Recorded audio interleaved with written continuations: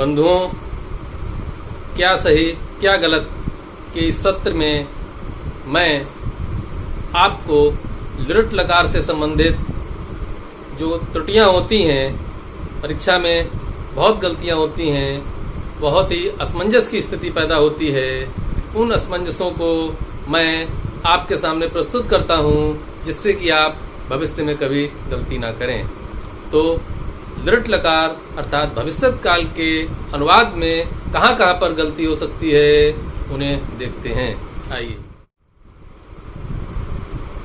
लृट लकार अर्थात भविष्यत काल। यहाँ पर मैंने अशुद्ध वाक्यों को दिया है और यहाँ पर शुद्ध वाक्यों को दिया है। अब आपको ये बताना है कि ये वाक्य अशुद्ध क्यों हैं। ध्यान से देखेंगे।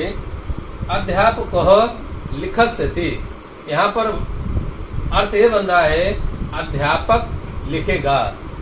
तो अध्यापक में प्रथमा व्यक्ति होगी, क्योंकि कर्तृवाच्य है, अध्यापक में प्रथमा व्यक्ति है, ये तो ठीक है।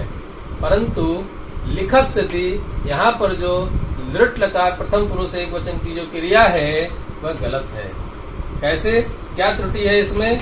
ये रूप नहीं बनता है। लिखस्यति के स्थान पर क्या बनता है? लेखिस्यति। तो क्या शुद्ध वाक्य बनेगा? अध्यापकः लिखिस्यति, अध्यापक लिखेगा। कर्तृवाच्य का अनुवाद है, प्रथम पुरुष एक वचन की क्रिया है, क्योंकि अध्यापक प्रथम व्यक्ति एक वचन का रूप है, प्रथम पुरुष के अंतर्गत आता है। अतः प्रथम पुरुष एक वचन की क्रिया लगा करके लिखिस्यति वाक्य शुद्ध बनेगा। इसी प्रकार दूसरा अनुवाद देखते हैं। छात्रः जलम पिबस्यति, छात्र जल को पिएगा।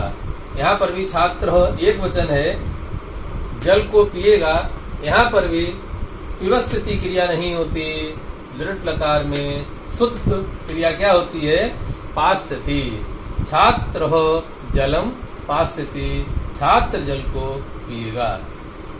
दूसरा अगला अनुवाद देखते हैं। सा तत्र क्रीडस्यति, सा स्त्रीलिंग में वह, तत्र वहां, क्रीडस्यति खेलेगी, वह वहां खेलेगी। यहाँ पर भी क्रिया में ही त्रुटि है। क्या है?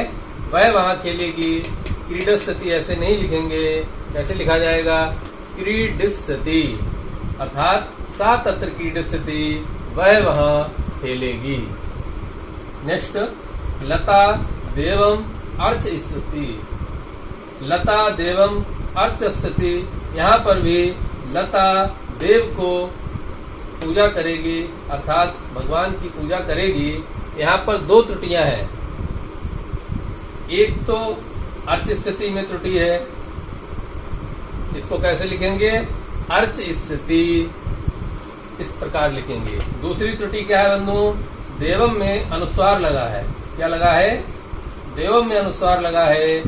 यदि अनुस्वार के बाद स्वर होता है तो अनुस्वार नहीं रहता, मां लिखा जाता है। तो यहाँ पर देखिए बंधुओं, यहाँ पर अनुस्वार के स्थान पर मां लिखा जाएगा, मकार आएगा। क्यों मकार आएगा? क्योंकि मकार के पीछे स्वर है। जब स्वर का प्रयोग होता है बाद में तो उसके आगे अनुस्वार नहीं होता, मकार के रूप में लिखा जाता है। इसी प्रकार अगला अनुवाद देखिए। अयम क्रंदस्यति, यह अयम पुल्लिंग का रूप है, यह रोएगा। तो यहाँ पर पहली त्रुटि तो वही है। क्या त्रुटि है? अयम क्रंदस्यति, अयम में मकार नीचे लिखा हुआ है और उसके पीछे स्वर नहीं है। जब मकार के पीछे स्वर नहीं होता तो मकार अनुस्वार में बदल जाता है, मो अनुस्वार सूत्र से। तो यहाँ पर देखिए मकार का अनुस्वार हो गया है, क्योंकि मकार के पीछे स्वर का प्रयोग नहीं है। इसी प्रकार जो क्रिया है वह भी यहाँ पर गलत है। और शुद्ध क्रिया क्या लिखी जाएगी? यह रोएगा, अयम क्रंदस्यति। इस प्रकार से शुद्ध रूप बनेगा। इनको आप बहुत अच्छी तरह से अभ्यास कर लीजिएगा। इसी प्रकार एक अनूठा अनुवाद। द्वितीयम बालकः मिलस्यति, दूसरा बालक मिलेगा। तो यहाँ पर पहले तो क्रिया को देख लीजिए,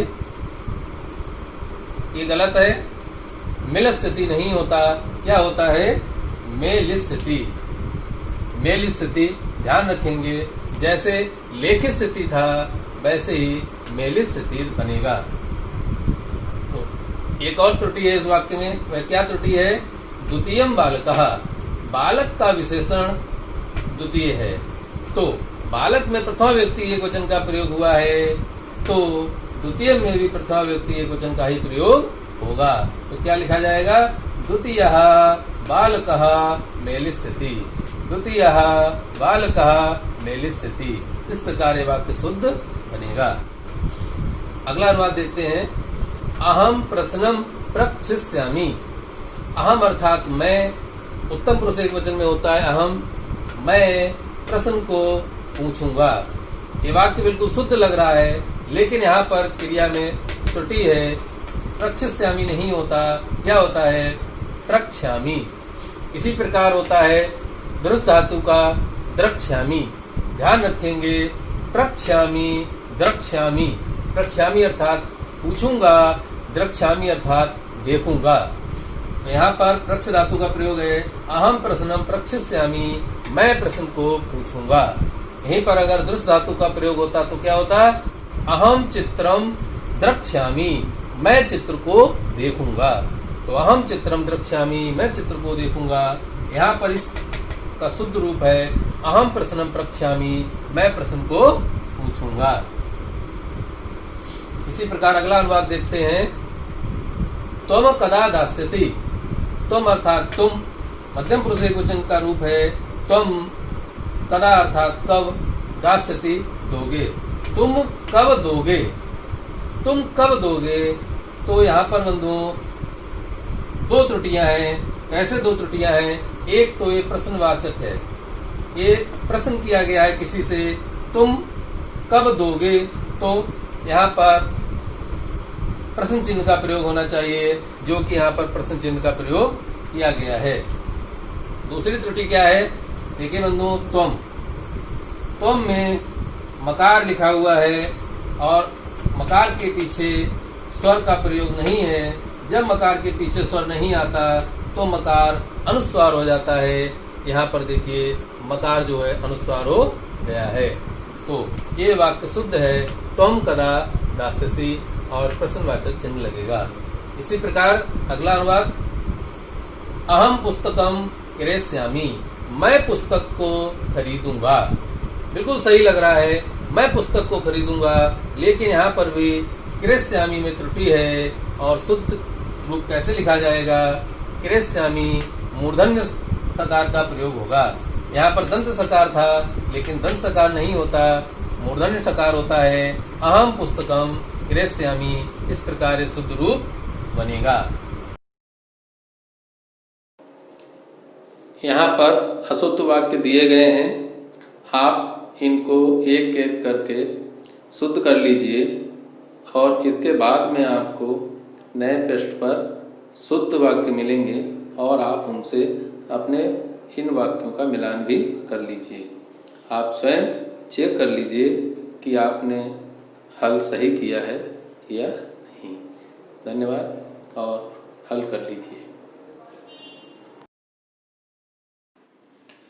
जो वाक्य अशुद्ध वाक्य अभी आपने शुद्ध किए थे, उनको मिलान करने के लिए पेज दिया गया है। आप पहले हल किए होंगे, उनको यहाँ पर मिलान कीजिए कि आपने कोई गलती की है तो वह ठीक हुई है या नहीं। तो बंधुओं, आपने लृट लकार के वाक्यों का कहाँ पर त्रुटि हो सकती है, सही और गलत का विवेचन किया। मैंने कुछ उदाहरण दिए हैं, आप उनको हल कीजिए और उनको मिलान भी कर लीजिए। मैंने पहले प्रश्न दिए हैं, समाधान के लिए बाद में उत्तर भी दिया है, आप उन्हें मिला सकते हैं।